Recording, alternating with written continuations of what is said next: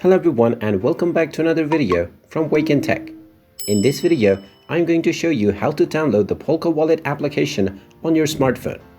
So let's get started right away.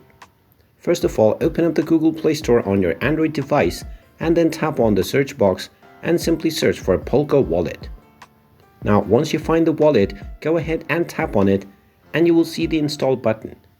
Just tap on the install button and this will begin the download and installation of the Polka wallet application on your smartphone. Just wait for a while until the installation is complete, and when you see the open button, you can tap on it to open up the app. Once you open up the app, you can scroll through the next button and you will find the Enter Polka Wallet button. Tap on this and now you can either create a new account or import from an existing wallet to log into your existing account. And there you have it. That is how easy it is to download and install the Polka wallet application on your Android device.